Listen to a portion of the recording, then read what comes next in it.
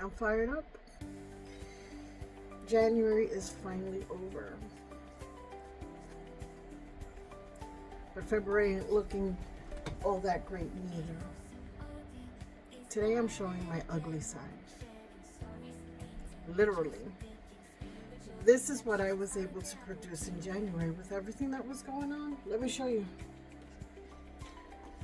This is so ugly. But this was all I could muster. This is all I could muster in January. I don't know if you could notice, there's like these beautiful patterned lines here. And that I consider, look, there's some going this way too. I don't know if you can pick that up. But there are some beautiful patterns in my life that just got smudged on with fires and policies going into effect, and it brought out my ugly side. All I did was cry and paint this one ugly painting the entire month of January. That's all I could muster. And I decided then I'm going to talk about my ugly side. And I'm going to show every painting that's ugly that I've ever done, that I didn't like. Because you know what? If everybody's showing their ugly, why do I have to be different? I can show my ugly side. And it can be, look at this. And it can be beautiful. And Kendrick Lamar won a Grammy for showing his ugly and not being afraid to show his ugly. Look at this. I'm showing everything. All of my ugliness. Every ugly thing I've ever done. I don't even know which way this goes, actually. That's how ugly it was. Everything that I've ever done that was absolutely atrocious in my eyes. This one actually ended up being very pretty. Here's the right one. Look at this one. That's one of my favorites. This was old cotton fields. That's the first time I ever did it. That might be upside down. I don't know. Look at this. That is actually this painting up there. Do you see it? That's this. Look at this. Just ugly stuff. Even this. Let me show you this. What I'm wearing here. Right? I put it on a. That's this painting here. Which, if we consider, is actually quite ugly. Do you know what this represents?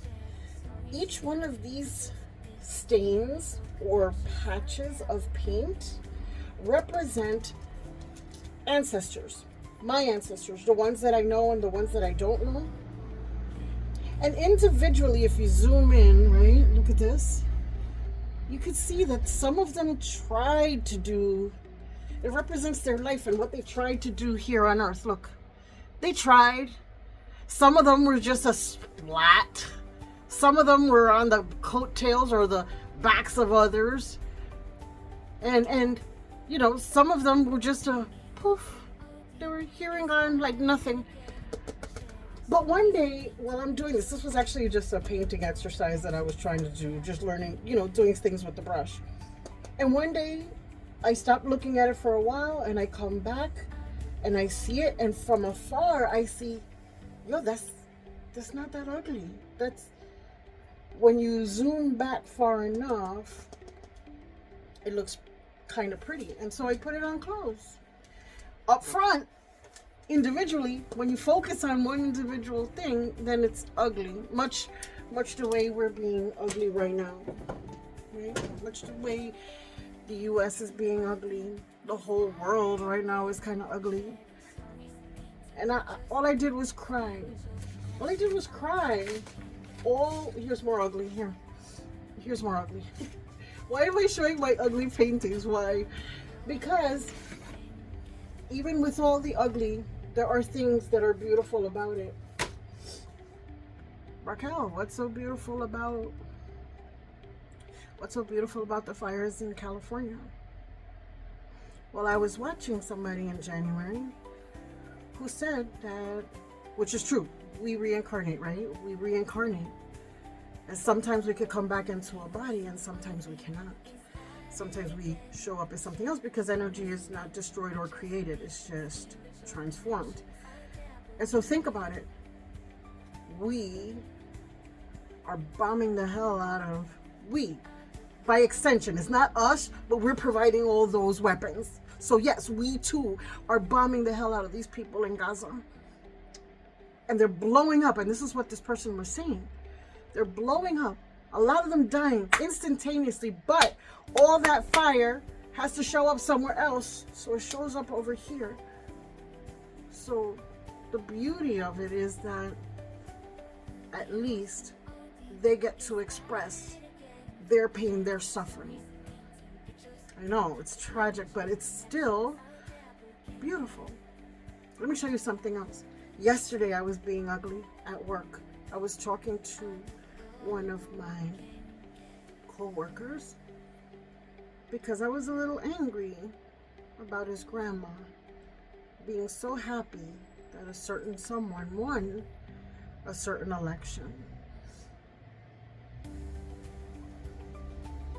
She's happy for our destruction. But the beauty, when we focus a little bit, this was the first time in over 10 years that she was mobile. He said, my friend, that when she won, she jumped for joy. She was walking with a pep in her step.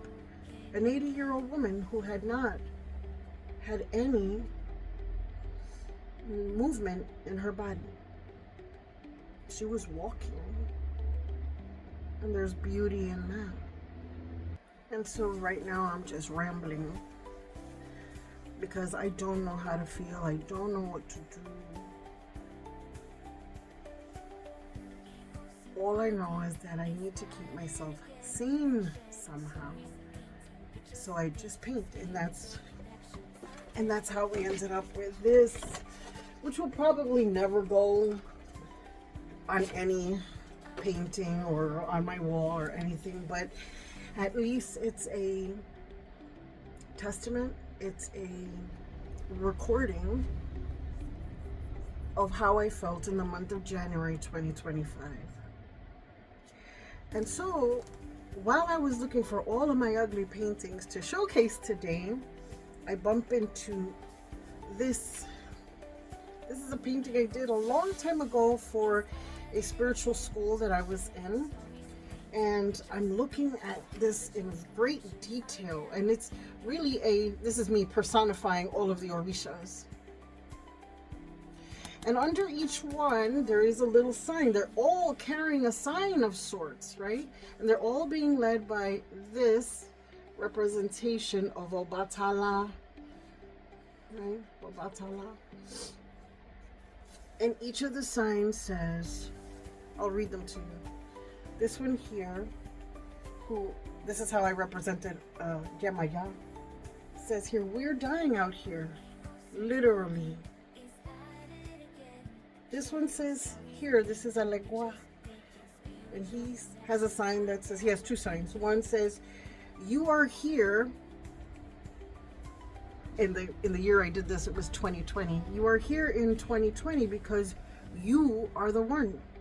The other sign that he's holding says, if you don't get to work, it won't get done. And I stopped because I'm looking at this in 2025. I'm like, hold on. What was happening at this time? I drew this in September of 2020. And that's when the whole George Floyd thing happened. We were going through a thing back then. That was a tumultuous time too. And so you know that I draw about signs and different stories within the Yoruba tradition. And this particular story belonged to the sign or the Odu of Osaotura, which interestingly and coincidentally happened to be the Odu that came out for the spiritual house that I belong to for this whole year of 2025, which is also very tumultuous. Just like in that year of 2020 when COVID hit and we were all locked up in our homes, and the whole thing with George Floyd was happening. That was a scary time. And the story talks about how Obatala was leading all of the Irunmole. The Irunmole are nature itself, right? Nature itself, and the Orishas, who they were before they became Orishas, or a divinized head. And Orisha were also human, right? So they went through everything. They were nature, they were human, and now they are Orisha because they've learned from that experience. And so Obatala was leading the pack, and they had to find out what their natural gifts and talents were. It's interesting that I'm repeating that this year, because this year I turned 55. This month I turned 55. And so maybe I was crying because I was turning 55. Maybe I was crying all last month because of that. Or maybe it's because, I'm realizing I'm nearing the exit.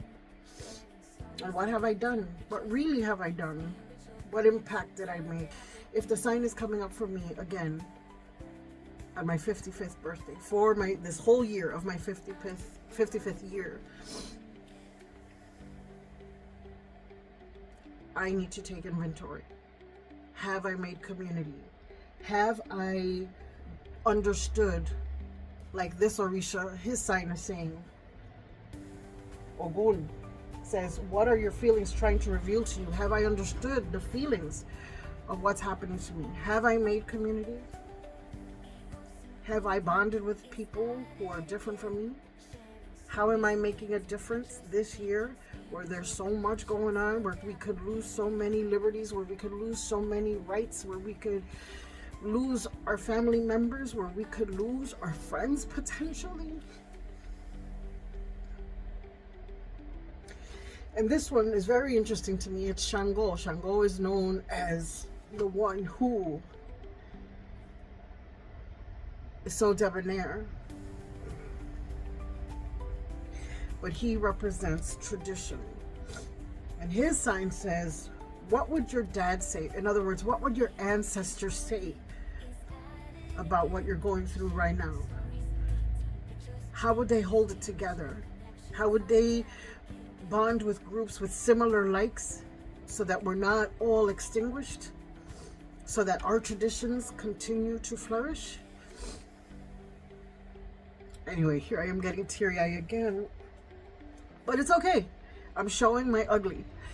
And I just saw a video yesterday of, his name is Shadow Artiste, and he was talking about how after 50 years, you just don't give a shit. You're almost out the door anyway, so say what you gotta say.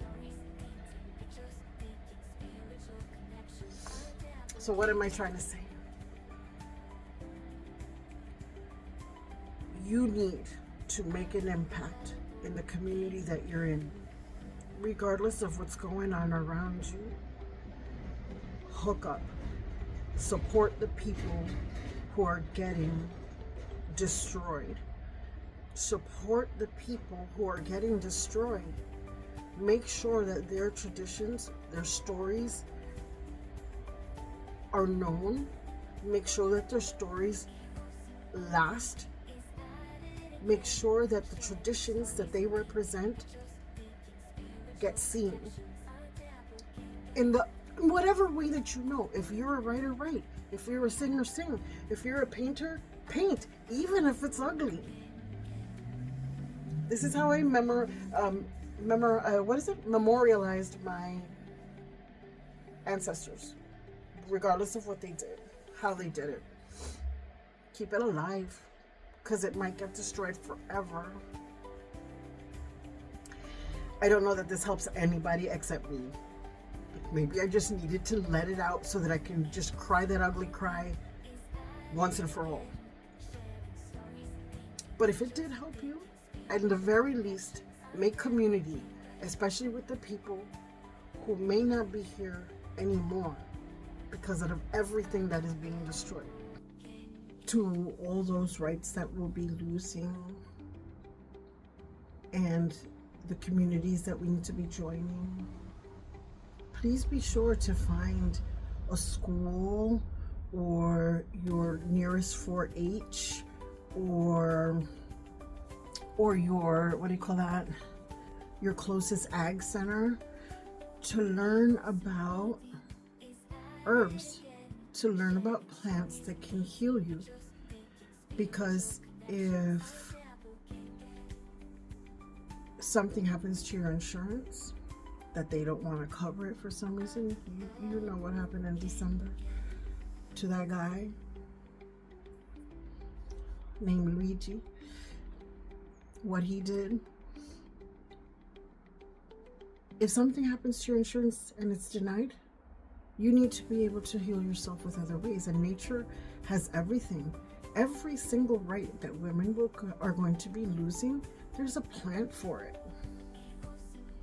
You just need to know. In the description, I'll attach to the herb school that I'm in,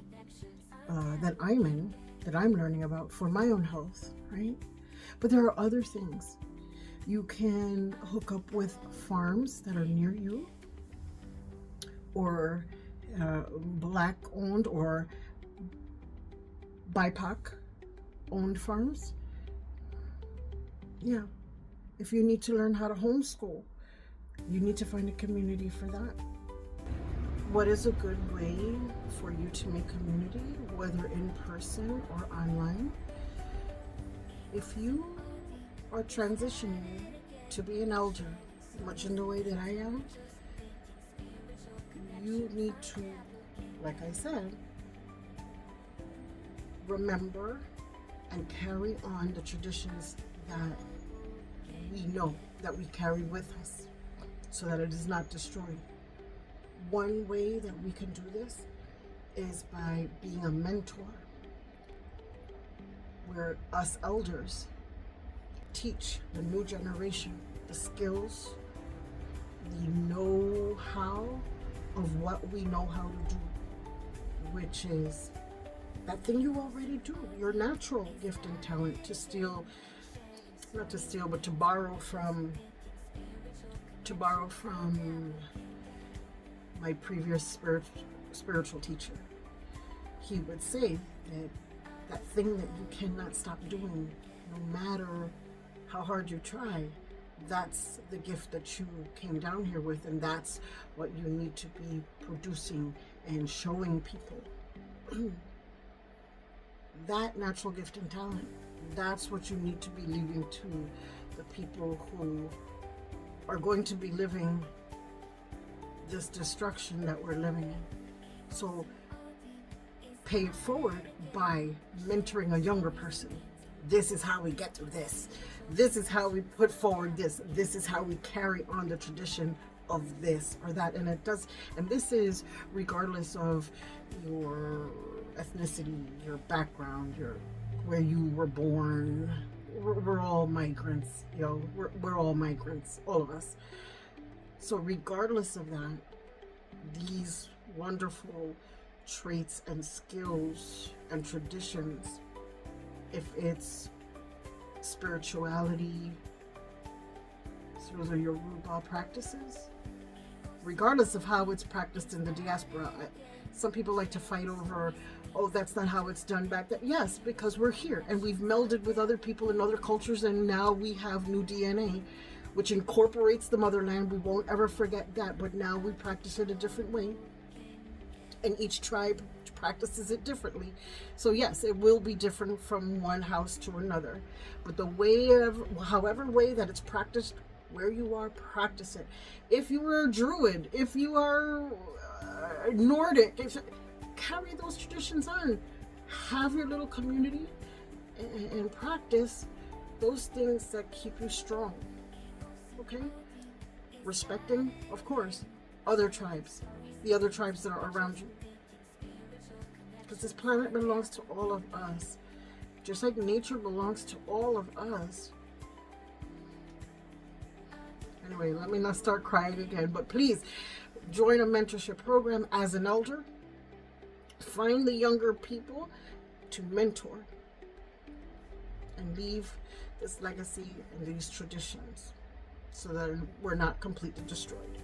And because if they're burning libraries and books and removing historical facts, we carry that in our DNA. We carry that orally. This is why it's so important to mentor. Please join a mentorship program as an elder.